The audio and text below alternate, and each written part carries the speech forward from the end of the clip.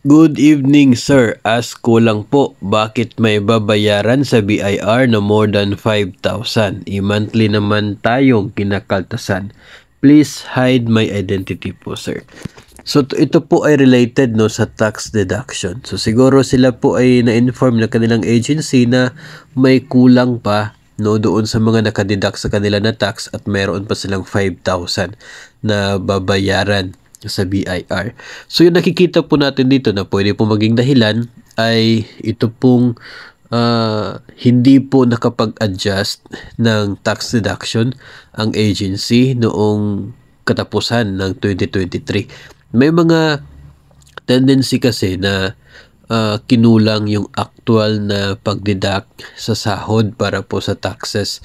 No, pagdating po ng katapusan ng taon, ay kulang pala yung actual deduction kung ikukumpara natin doon sa dapat sana ay matatanggap o dapat sana ay deduction sa tax. Particular kung mayroon pa po kayong ibang mga benepisyo na natatanggap from your agency. Sana po dyan, yun pong SRI at buo po yung binigay sa inyo, walang tax deduction. So natural na isa po yun sa mga factors. Ngayon, kadalasan kasi kapag fourth quarter nag-a-adjust ng tax deduction.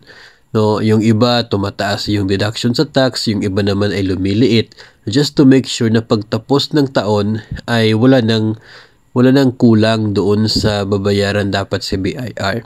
Baka po sa inyong agency ay hindi po nakapag-adjust no noong katapusan ng nasa fourth quarter, wala po naging adjustment sa taxes, kaya yung nangyari at the end of the year ay meron pang kulang doon sa babayaran. Kaya siguro yun po yung nangyari, and there would be possible po na baka ngayong taon ito ay i-deduct from your salary. Baka ganun po, depende na po yun sa magiging option ng agency po ninyo kung paano po nila kukolektahin ito pong kulang doon sa tax.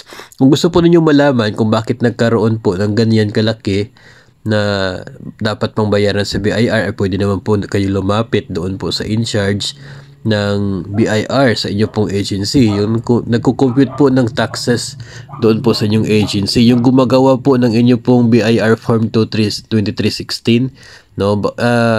Sa pagkakaalam ko po, sila po ay meron dapat silang computation breakdown sa mga natatanggap po ninyo compared doon sa mga actual deduction sa inyo pong sahod every month, para nang sa ganun ay magkaroon po ng comparison kung tama ba yung naging actual na tax deduction or kulang.